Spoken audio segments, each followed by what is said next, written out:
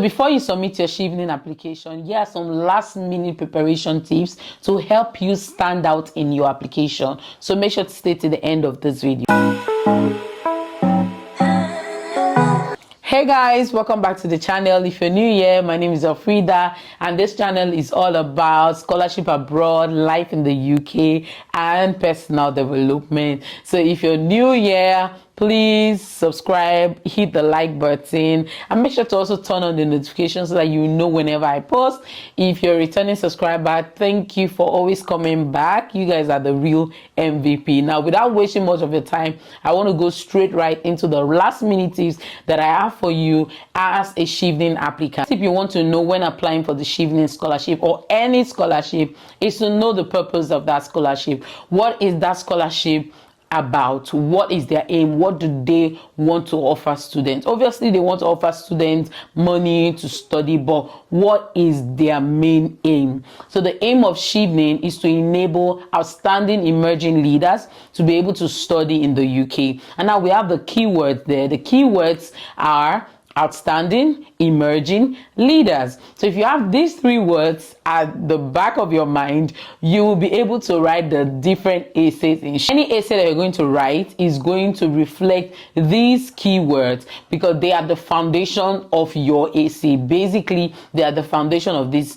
scholarship. The tip that I'm going to tell you is to make sure that in your essay you reflect the fact that you are going to be returning back home. So returning back home and committing to staying for 2 years is one of the eligibility criteria for the Chevening scholarship. In every single part of your essay, make sure to reflect the fact that you will be returning back home and will commit to stay. Now, this can be shown in your long-term career plan and also your short-term career plan. The third last-minute tip I'm going to give you is to make sure that you resist the urge to plagiarize or to even use AI to write your essay. I know we're in the times of AI and different emerging AI, generative AIs and things like that, but you need to resist the urge, to use AI to write your essays. Even if you want to get ideas from AI, I would advise you to turn those ideas into your own words, okay? Do not use AI to write your essays. Resist the urge also to copy from someone. Advise candidates not to ask people who are past recipients for their essays, because obviously your story is going to be different and you want to show that uniqueness when you are writing your essay. You do not want to copy someone when you're writing an essay. People can give you tips, which obviously it is good for you to use the tips, but when it comes to writing your essay, your story, you need to be unique. You need to tell your story the way it should be told, and you are the only one that can actually tell your story, the way it should be told. So I'm going to go now into the essay structure of the Chevening scholarship. I'm going to give you tips on the 4 essays that you're supposed to write in the Chevening application. Except for any changes, these are the structure, the essay structure and essay questions that I know of.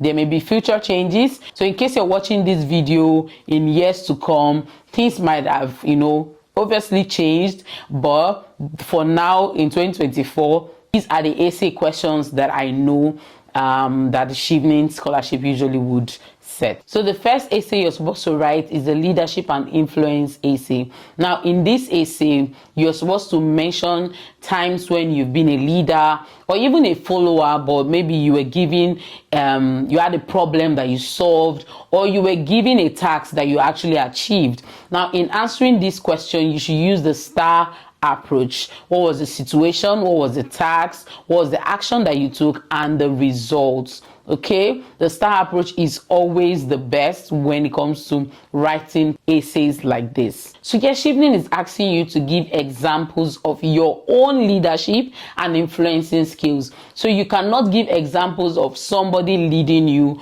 or someone who has led you very well. It should be your example. It should be when you have led. It should be when you have influenced people. You can give at least 2 examples, but in a very concise way. But make sure whenever you're giving such example, you use the STAR approach like I mentioned. So my top tip for your last paragraph in this kind of essay should be the fact that because you have done this, like the example you said, you can do this when given the scholarship. Second essay you'll be asked to write is the relationship building and shared learning essay. So in this essay, Chevening wants to know how you build relationships, how you also maintain them, whether in a professional setting or in a career setting. Want to know how you've been able to build relationship and how you maintain them. I think this essay, lots of people actually get it all wrong because they think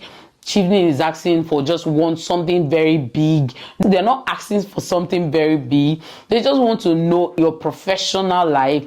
How do you build relationships? You can see you build relations, start relationships through going for conferences, attending webinars, networking. Obviously, that is how you start, building relationship. You can even mention times when you have collaborated with such a person that you met somewhere in one event, and you collaborated with them on a project, and that project was successful. In this particular question, Chevening is saying it outrightly for you to mention how you will use this skill in the future. So you mention how you can use this relationship building and collaboration skill that you have developed before now in the future. Obviously, Chevening wants people, the scholarship recipients, to be able to collaborate on projects. They want you to be able to network. When you come to the UK, you attend Chevening networking programs and things like that. Say you're going to collaborate with other Chevening scholarship recipients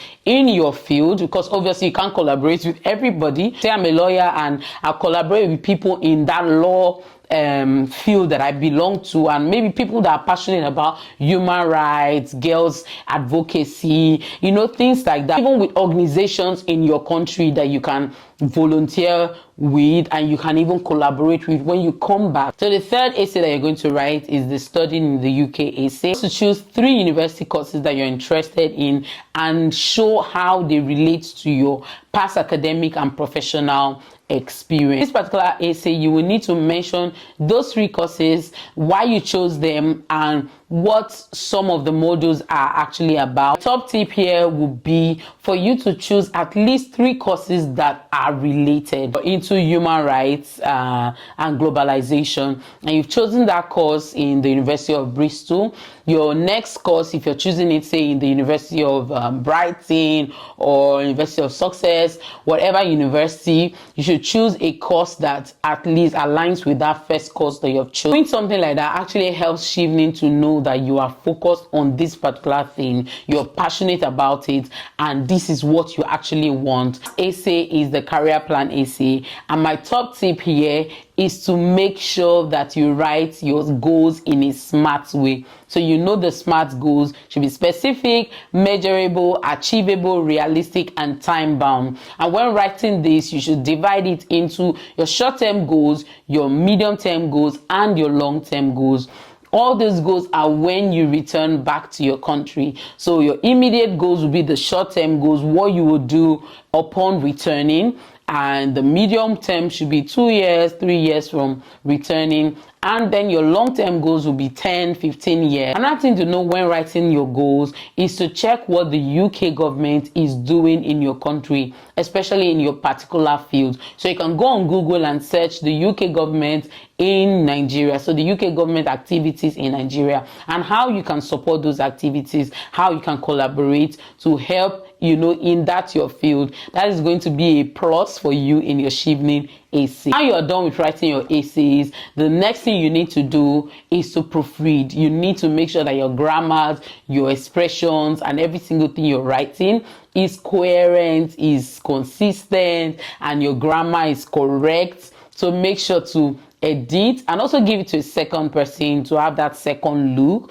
One thing I would advise candidates to do after applying for the Chevening Scholarship is to make sure that they apply for admission immediately. So you see those 3 universities that you've chosen and those 3 courses that you've chosen, you need to apply for admission immediately. Think that you have the time to apply for admissions. Maybe admission isn't closing until the next 4 or 5 months. You do not want to get to that position where the deadline is closed or you even forget to apply for admission. Now, I'm saying this because I've had someone come to tell me about this same situation. So I'll advise you to apply for admission. If you need any tips on writing your personal statements in applying for admission, I have a video that you can watch after this video on how to write a perfect personal statement. Okay, so if this video was very helpful, make sure to like and watch the video after this video.